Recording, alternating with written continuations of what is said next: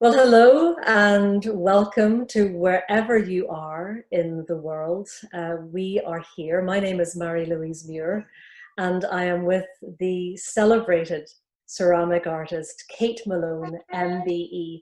And I'm going to give you the MBE because you've worked bloody hard to get those three initials after your name. Kate is one of the UK's leading ceramic artists with an illustrious career spanning over 30 years. She started when she was very young. They'll give you, don't add decades. And she has an unmistakable and highly regarded style. Anybody who is watching this and is a fan of Kate's work will completely understand when they see her unique handmade pots and intricately ornamented sculptures. Observations of nature, particularly fruits, nuts, and berries, are the overriding influence in your work. And the sophistication of her glazes has led to some interesting collaborations with prominent architects and designers. And we're going to speak more about that later. But for the moment, I'm going to let you see some of Kate's work as it goes up on screen. And it's this quality of work, Kate, and the diverse nature of it that has led you to not only be an acclaimed artist, but they've even got you as a presenter on the Great Pottery Throwdown. And you're also very much a mentor as well. So for the next half an hour, you and I are going to chat about the career that you have, how you got into it, and why you continue to do it. So, hello. Hello. You are in as well your actual creative space. Here it is behind me. Yes, no, I'm so pleased to see you all. Well, I can't see you all, but I can see Marie-Louise, and I'm presuming you're all out there. So I'm just going to ask you all, no matter where you are, and I've been doing this on the Zoom things that we've been doing during this very challenging time, is for you all to shout out the words, hooray for clay. So on three, no matter where you are in the world, I want you all to shout it out. I don't care if people think you're being rather silly, but I'm going to do it as well. So it's after three, hooray for clay. Are you ready? Mm-hmm. 1, 2, 3. Hooray for clay! So, yes, I hope I haven't disturbed my dog.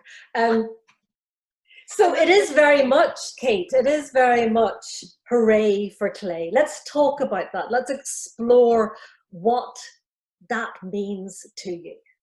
Yes, well, essentially, as a child, you talk to children and you talk about magic fairies and you talk about magic.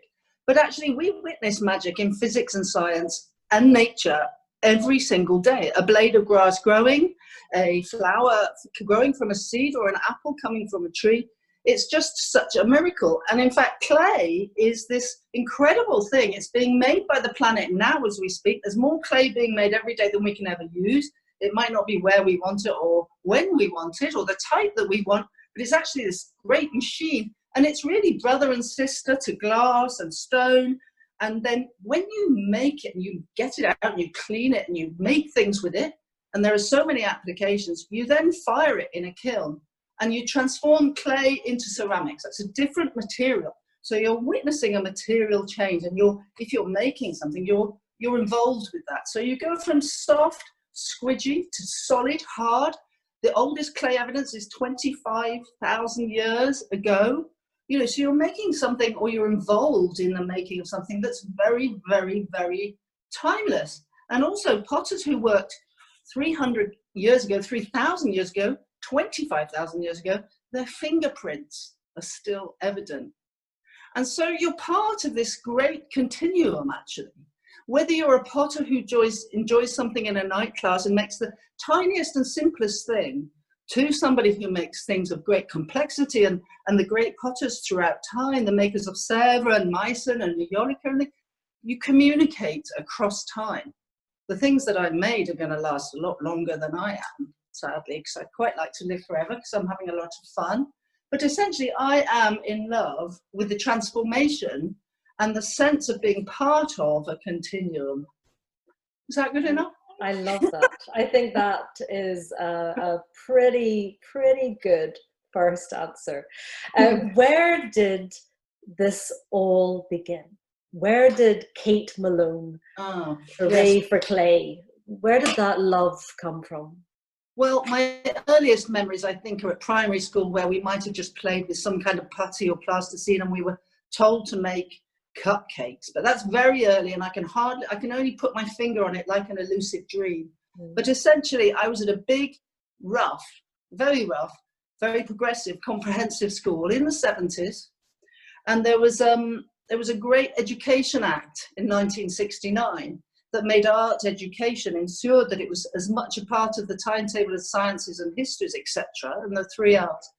And so at this great, rough, comprehensive school, I didn't realize it. I thought everybody had it. And in fact, in England and in Great Britain, and I think in all the sort of schools, they had great art departments. And we all did metalwork, woodwork, sewing, cooking, pottery. So to me, I had a go at everything, and I just fell in love. Well, the pottery teacher was very sort of dishy and bohemian and different person, like I hadn't seen.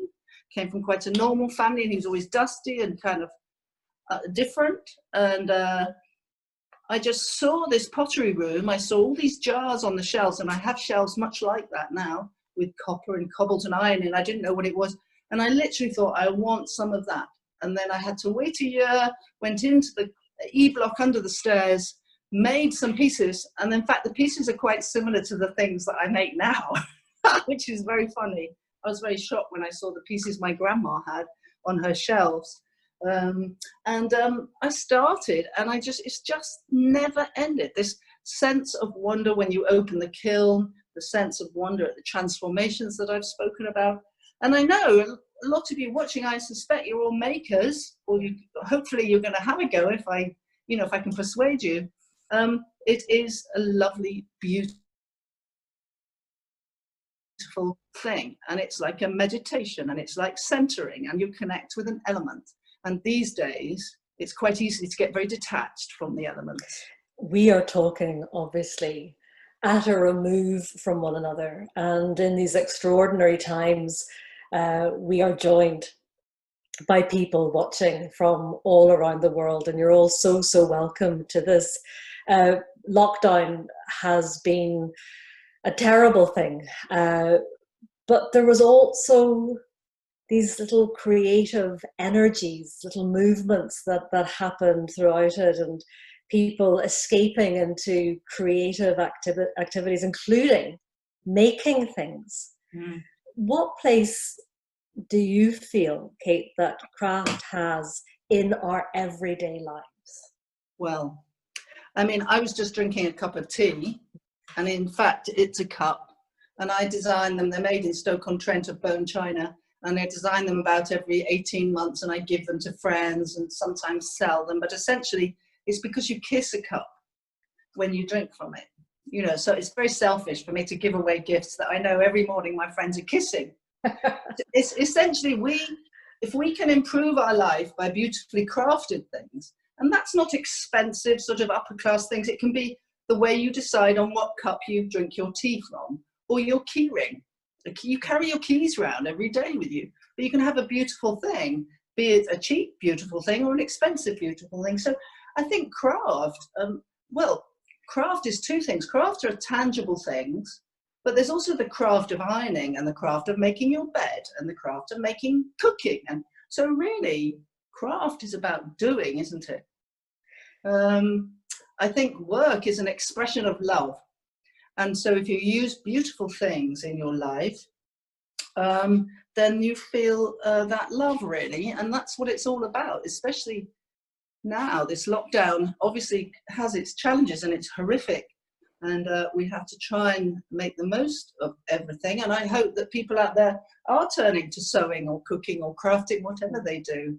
I'm such a chatterbox. I'm sorry, Marie-Louise, I'm not getting I'm loving it. Don't you worry at all. I should say as well, thank you for being the first for us, because this is a weekly craft and conversation series with myself, part of the August Craft Month, which is part of Craft NI. And it's very much a celebration of local craft. And speaking from a Northern Irish point of view, are exceptionally talented makers across a range of craft disciplines. And so this lockdown, this pandemic has allowed this to happen.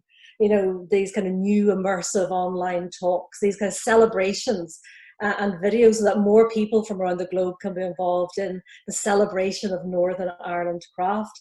But none of us has been immune to the effects of the pandemic. You talk there about the Stoke-on-Trent factory making your cups. You know, retailers are having to close temporarily, fairs, markets suspended. How do you feel about this? Where do you sit as a craft maker, and what would your advice be for younger craft people coming through? Well, advice, I don't know, because this is a first one-off, isn't it? All my shows have been cancelled for the whole year. I had work going to America, to, you know, out at sea when we had the lockdown, and things have really changed. And I think we have to adapt. And what I have always said to makers is it's very good to be a part of your local community, you know, for your local community to support you. So if you as an audience, you know of makers around you, wherever you are in the world, you know, do support them directly by finding out if they're okay, finding out if they're selling. If you can afford to buy something and they're not selling, then do that. But I think reaching out to your local community is really important. I just don't know. It's so difficult because the craft fairs are all cancelled. Everything's sort of cancelled. So how do we get our work out there?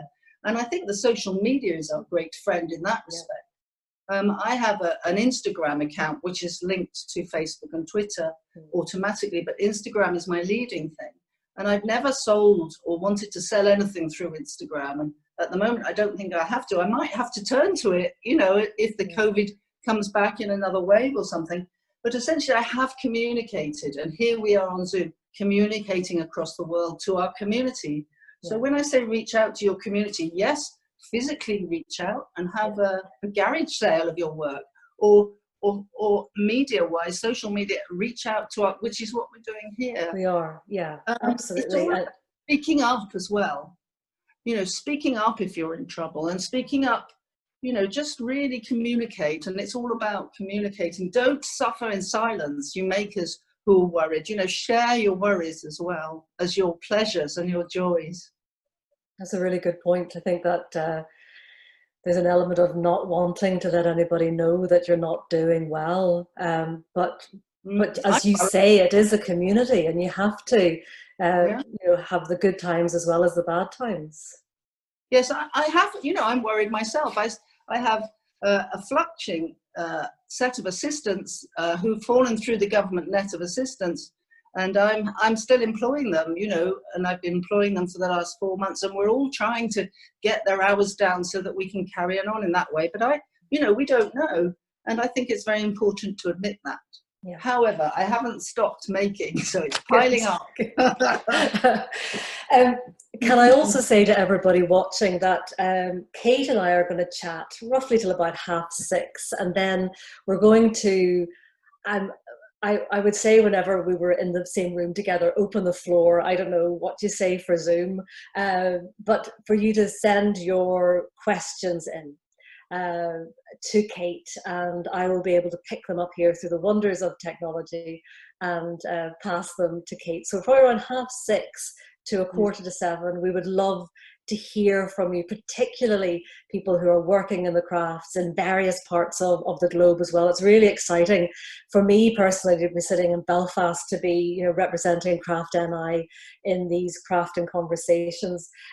Just to also let you know that Craft NI is really encouraging people to check out its new online directory and support local makers. Use the hashtag #ISupportNICraft to share how you are getting involved and any of your craft purchases as well.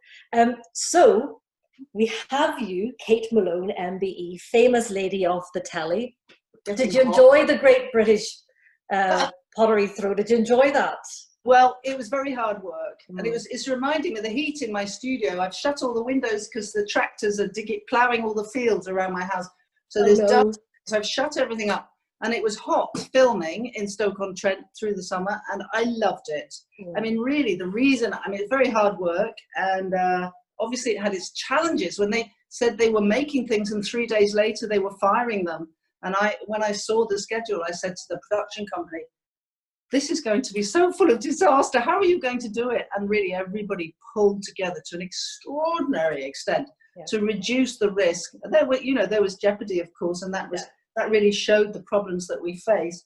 But the makers amongst you who've seen it will know that it really communicated the complexities and the pleasures and the joys and the versatility of clay.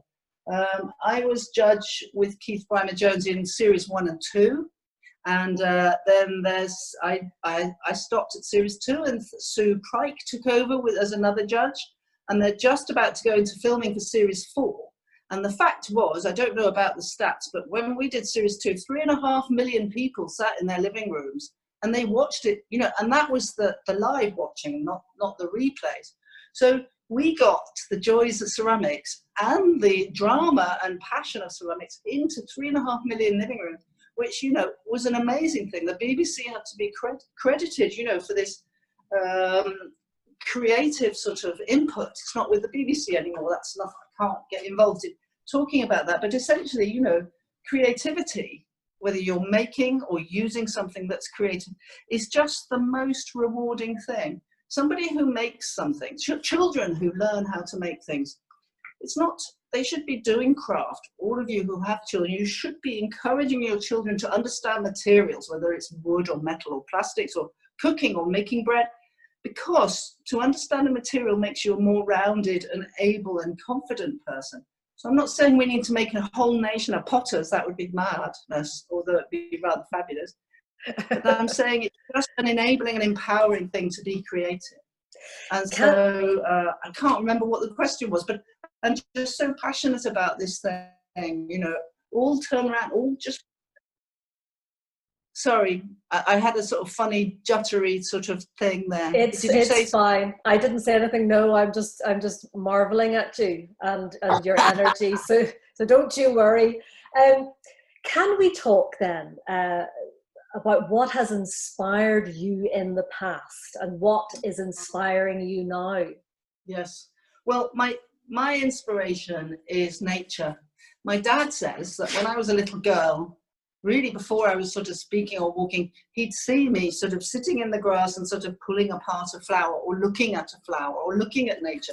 So I've obviously been really fascinated by it for a long time.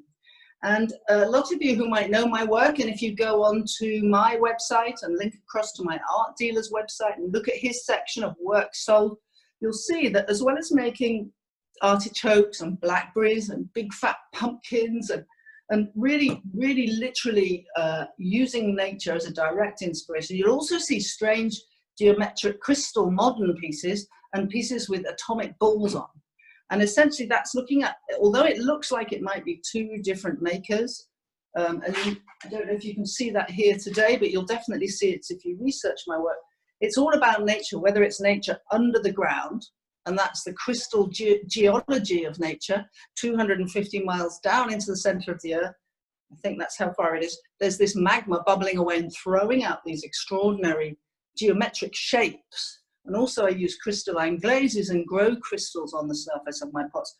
And also everything's bubbling away. And energy is, energy is like a fizzing, isn't it? Or a drink has gas bubbles in it. It's all about nature itself. So it can be literally nature, or the abstract and more ugly sense of nature. At the moment, I'm quite interested in seeds because I've been in the garden. We planted wildflowers during lockdown. And so a lot of pieces behind here are about seeds and the miracle. If you look under a microscope or an electron microscope at seeds, they're very fascinating. So I'm looking at that, but I'm also interested in the power or the abstract sense of nature, be that bubbles or cuboid forms and fractured forms. So really, anything goes really, you know, and I think that's the great thing with ceramics. It is so versatile. This morning, when you brush your teeth, there's clay in your toothpaste. If you have an upset stomach, you drink clay. It settles your stomach. The makeup that you have on your face has got clay in it.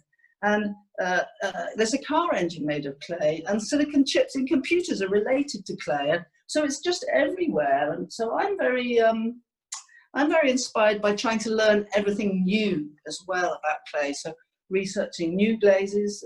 20% of my work is really researching glazes and trying to push the field forward with the chemistry.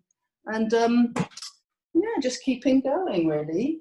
It's just, there's not enough hours in the day to sort of follow those things through.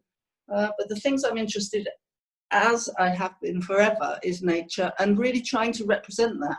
And I think the beauty of flowers and the beauty of leaves, you can't replicate that with clay. Or if you do, you'll always be second best. So it's more about the abstract sense of it.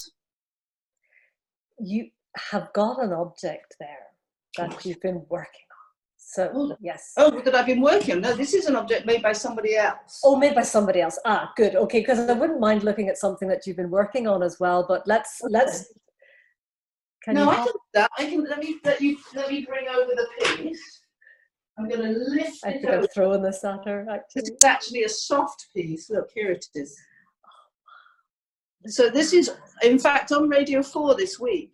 There's a program of 15 minutes every morning about the oak tree. It's called the Oak Books, I think. And these are acorns, symbols of strength and stability.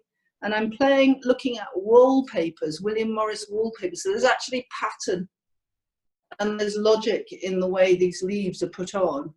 And I just have to finish the bottom. It's not quite finished yet. And so it's leather hard. If I could poke my nail into it, yeah. And it's sort of, can feel see this leather. It's quite cool because it's got water in it. Oh, that's amazing. Thank you so much. And I've had the help of Erica making the acorns, who's from Hungary, and she's made them in North London, put them in a Tupperware box under my strict instructions. We've been working together for 11 years. And I've had the help of Louise press molding the leaves into little sprig molds. So I can show you here. And Louise also threw the shape under my drawings and instruction, and then I put them all together. So really, that little piece is probably 36, 70 hours, 80 hours of work, sort of put together in that little piece. So I work as part of a team, or the lead and the conductor of a team, if you like, which is involved. And then to talk about the financial side of it. That level of work, that level of detail is then what will dictate the price, will it?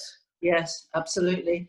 And often when I sort of say to people, this piece is £7,000 or something like that, and they sort of go, oh, and I say, well, actually, I think possibly the hours in it are probably half the wages that you'd pay to have your car serviced.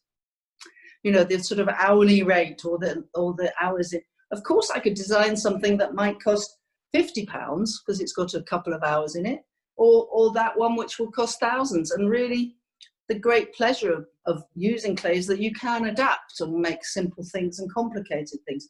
The reason that piece is complicated is that I'm keeping my team employed, and I'm hoping in the future I'll be able to sell it. One of the reasons that I've sort of built this sort of little domain, if you like, a sort of there are studios all over London now that my assistants have turned to their own studios to make my work, is because I work in 3 areas of ceramics. I work on the studio pottery that you saw in one of the pictures at the beginning, and you can see that on my Instagram very much. I work on glaze research, which feeds everything that I do, because glazing is one of the most difficult parts of the process, I find. And then I work on public art. So you saw there was a piece in the Children's Library at Brighton, which is an interactive storytelling wall. And the idea was born of me improvising storytelling to my daughter when she was little. And she used to say, Mummy, tell me a story from your throat. And so I'd say, okay, you pick 3 things, Scarlett. And she'd say, here we are, a glass, a biro, and a dustpan and brush. And I used to improvise storytelling with her.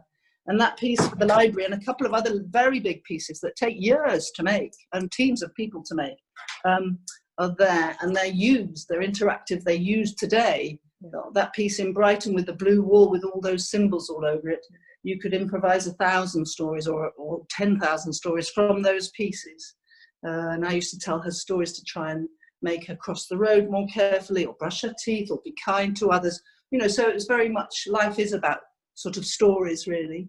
So, yeah. Let's talk then also then about, because thank you so much for that impromptu look at work in progress, which I'm sure has fantastic for me, but for craft makers across the world watching too. Tell us then about a significant craft object which, you know, means something to you personally, and Yes. why it's so important. You're right. Thank you, Marie-Louise. Because we're only talking for 5 more minutes. I could go on and on, actually, as you can tell, I expect. And really, in my studio, if I sort of twist this a little bit over to these shelves here, when Craft Northern Ireland said, choose something that's affected you, you know, that's like trying to pin something down, because I have hundreds of things. Yeah. But every day I go to a car boot sale and I find something that affects me, you know. So, but one of the things is there's an artist called Axel Salto, who's a Scandinavian fine artist. He's dead now, and he worked in the 20th century, early 20th century, and he worked with Royal Copenhagen to produce a set of pots that he sort of carved and designed, and then Royal Copenhagen glazed them. And I have this piece, which is the tiniest little thing. And his pieces, I was making all my pumpkins and all my blackberries and pineapples and things before I saw his work. But when I did finally see it, and this piece is probably worth about £2,000 or £3,000 on the open market. I paid £375 for it years ago, and it was made in 1937 by Axel Salto. This piece, when I saw it, I felt like he must be my brother or something, because I felt like, well, my clever brother, I should say, because I felt like he was, I suppose Mother Nature is the thing that I aspire towards, or that I'm inspired by. And I think that there's a green man. You often see it in churches, this oak-faced man, which is almost more, not deeper, but more scary or more frightening or more abstract or more brave or more masculine, you might say. And so I felt that he was like the masculine version of that which I chase. And his pieces, and he did big pieces. My objective is, and this is a good note to sort of wind up our talking about, is that when you see a piece of my work, especially the big pumpkins, instead of you thinking that it's lovely, you feel it in the top of your chest, or in the bottom of your, or I suppose in your heart, really. You sort of feel this thing. And there are certain things that do that to me across time. There are Indian things that definitely do that to me. Indian art does. And everybody has different things that push this button inside their guts, if you like. And for me, Axel Salto sort of touches me in a place that that I can't really put into words. Okay. And so, and I have a couple of, there's a couple, one lady in particular who bought a little pumpkin, and she's very posh, really, really posh woman. And she said to me at a show once, you know, I have a pumpkin, and I've had it for years. And every day I go into my living room and I open the curtains and I turn around and it just hits me there. And to me, that's, if I can do that occasionally, that's what Axel Salto does to me. That is wonderful. I love it. I love, you know, it's the energy that you put into the physicality of making something that then it still wallops people when they view it. Well, look, we're gonna. I'm sure there's a much more poetic way of saying it, but I'm going to go for wallop at the moment. Shall we open the floor of Zoom, of the global chat space, to people wanting to ask us questions? Let me see if I can go on to here. Yes. Okay, so first question, this is from an anonymous attendee. How do you advise new artists as the best way to approach galleries? Well, I think you need, even if you're a new artist, obviously you want to show, you want people to see your work, but you also want to show in the most appropriate place. So I think if you can imagine your work at that gallery, that's the first step. You have to think about it from their side. So is your work appropriate to that place? Don't send your work to places that aren't appropriate. I suppose in a way, if there's a gallery, your work should fill a gap and not be similar to things that are there. But at the same time, I think if you, in the old days, I used to say, write 20 letters to 20 galleries. Of course, they're not letters with a stamp now. They're emails. Yeah. But if you write to 20 galleries with good pictures of your work, you have the work, even if it's brilliant, it's only as good as the photograph. Okay. So it's better to have 2 good photographs than 6 bad ones. That's the thing. And also, if you write to 20 or you communicate with 20 galleries, if you get a touch, a sniff, a grain of sand, a sliver of smoke from one of them of interest, then follow it. Don't expect them all to reply, because they don't. You know, you have to try 20 things to get one. Like computer dating, they say you have to have 85 dates to actually meet one person you quite like. But, you know, so are you likening your work then to computer dating? Okay, Catherine asks, what advice would you give to someone wanting to move her ceramic practice into the field of public art? Oh, well, okay, so public art is 5% inspiration and 95% perspiration. Which I'm sorry that you're enduring at the moment because of the heat. But essentially, you've got to be realistic. And yes, public art can be a mural in a fish and chip shop behind the fat fryer. And of course, it can be the whole facade of a building. So I think I've done maybe 20 public art projects that started out at a budget of £500, or in fact, it was a swap with a butcher for a lot of sausages, through to the latest one, which was £1.5 million for a building on Savile Row that took 4 years, and I had a team of 11 and had to open another studio. I had to form a limited company to protect my family. So it really sort of varies, and start simply. And the first 10 of my 20 projects, I never made really any profit, but the budget allowed me to learn how to do things. So start simply. How do you get a job with public art? You look at AN News, I think is an online newsletter that publicises hospitals and parks and county councils and agencies that are looking for public art, and apply. Of course, you can. They often say you need to send in work that you've done before. And if it's your first public art project, all you can do is show your willingness to do things, or to find an artist who does public art and assist them and learn.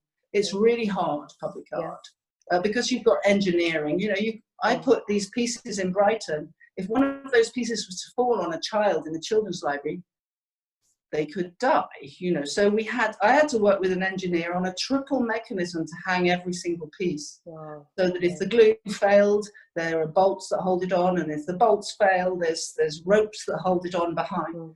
So it really is something where you have to be very practical, and you have to look, again, like the gallery, look at it from the other side.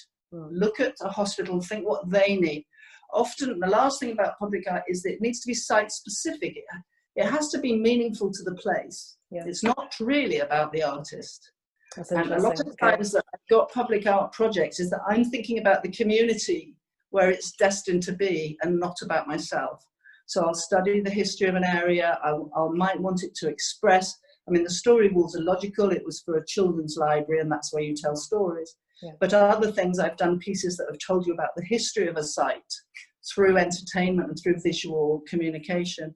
So I think, as with everything in life, look at things with empathy of the other side. Thank you. Question here from Judy Ross. Kate, I know you're wonderfully generous in sharing information about ceramics. I hope that in the near future you will produce a book on crystalline glazes, of which you are a master. Well, have you time? I have to confess, if you ask me what the basic ingredients of a crystalline glaze is, I'd have to turn to my book. It's not in my head because there's so many recipes. But and I do publish a lot of base glazes. And in fact, I started my research from going to visit Derek Clarkson. He's deceased now, a lovely old man who made lots of crystal glazes, and also Emmanuel Cooper's book of recipes. So every glaze has a recipe, and you start with a base recipe and then you develop it for your own needs. And essentially, I do have a directory. Maybe this person has seen it. It's the most incredible. In fact, I'm going to see if I can find it. Give me 30 seconds. Oh no. Talk among ourselves. We just have a little snoop now and have a look at what we can see in your... Here it is. So this is my directory, which is in-house. And for all the potters amongst you, this is a book. And all these colours are different base glazes. This has just been found on the internet, so it's only for me at the moment. But these are recipes, and these are the glazes. So this is my palette. And every spine colour is a different base glaze. And the yellow there was the Savile Row Public Art research for the project. And really, this is we call it the Bible. It's a bit sacrilegious, especially in Northern Ireland making it though. But really, we call this, it's a directory of 30 years of research, which with 2 assistants I pulled together into this volume. And we will publish it eventually. I was just going to say, how can people get their hands on it? I'm sure there are people salivating now looking at that. They can't get their hands on it yet. You can't give away the secrets of your recipes just yet. Well, I do, you see. This is what I advocate, is that everybody share knowledge. And of course, I share lots of recipes when I have magazine articles. And when people write, I send them base glazes and help them. But my art dealer said, don't publish it yet, not till I'm a bit older. I'm 61, so I've got a little way to go before the flood. Good. But well, yes, talking about, I suppose, aging or longevity, more so, maturity in a career. Yes. Is there a series of works or work that you are particularly proud of? The latest piece, really. You know, I try and move forward. Sometimes I look at some things that I made that I think are good in the past, key pieces. I think, is my work as nice as that now? What am I doing? Maybe I should stop. But no, a series of works. The pumpkins, symbols of fertility and fecundity. And they're very much a sort of simple, big thing that, again, hopefully gets you. And I've done many different pumpkins, from huge ones, to little tiny ones. And so I think the pumpkins, inspired by Diego Rivera's drawings of pumpkins I saw in Mexico. But just going really back to quick, Marie-Louise, you know, secrets are not good in academic research. All of you who make glaze recipes, share them, because they're always different, other applications, you know. And I am sort of joking, I do publish my glazes. I can send out basic glazes. People contact me from my website. But our field will only advance by the way we share our information. It's no good taking it to your grave with you. So I'm not going to do that. Good. In terms of your work and your role, are you glad that you did what you did? I mean, is there a sense that you could have been anything else, or were you always going to work in this particular field? That's a really good question. Since I was 12 and I made my first piece, and it didn't come out how I wanted it, but I loved it. I'd have absolutely no regrets. I did think I'd be a mother of many children. I have one child, she's 23. And so my assistants are my family as well in that respect. But I have absolutely no regrets. Only that I'm a bit selfish with my time. I'm addicted to, so possibly my family suffer a bit because I'm addicted to my field. And I think you only really, with real application, advance, you know, your own work. And you do have to apply yourself and sacrifice certain things. But no, I wouldn't change it for the world. I just want to keep going forever. That's the only little problem. And what's exciting you right now? What What are you looking at? You said that about the wildflowers. I mean, I'm the similar. I've really turned, and I've been lucky to have had a space out the back, a garden, even though our weather in Northern Ireland hasn't been great. But there's a love. It's wonderful, and I've been planting wildflower seeds as well. And I get that sense of just trying to reconnect with nature and finding great comfort in that. Do you still have that feeling when you go into your studio? It's not a job, it's still something that you're doing, that you're creating. It's kind of therapy, really. Yeah. Yeah. You know, hopefully it's constructive therapy. And, you know, I think creativity it's a great honor to be part of a creative continuum. And things that I'm just loving are seeds and bulbs. The fact that you get a tulip bulb or a dahlia bulb, a dahlia bulb is such an ugly thing. Well, it's not ugly, it's beautiful. I think it's like an old potato, actually. But, you know, the things that come out in one season, it's just miraculous. Before we finish, I've got one thing that it's really important to me, because I work, my own work, it's all about me, you know, it's not about me. It's about enabling people to do things. And we're going to be launching a project called Fired Up 4. And I've asked 30 of England's top makers to give a piece of work weighing 3 kilos, using 3 kilos of clay, to give a piece. And we're going to launch it on my Instagram in September at London Craft Week. And we're going to auction all these pieces with the objective of building studios in after-school clubs that are built on the margins of residential estates where there really are the most vulnerable and marginalised children in our society. There are already 14 centres in England. They're beautiful centres, privately built, that cost £8 million each, that offer mostly sports and music activity to young people after school, and a hot meal, because some people are lacking that at home. And essentially we're trying to raise money to put kilns and potters' wheels and staff into these centres. That's and amazing. So all of you do look out, because they're all these beautiful pieces by great makers. They've given the most beautiful pieces. They're being auctioned in November, and it'll be out there on my Instagram and all their Instagrams, I hope. So if there are any collectors out there, you know, please keep your eyes open, because we are trying to do that and get ceramic facilities. Would I be a potter if I hadn't had it at school? I don't think so. I might have been a teacher or a nurse. You know, I like looking after people, but I don't think I'd be doing what I do. So we have to try and get it out there to as many people as possible. Kate Malone, MBE. It has been an absolute pleasure talking to you. There's so much more to talk about. We've got you the ambassador for the charity On-Side Youth Zones. I know a little bit about what you're talking there. It goes into that.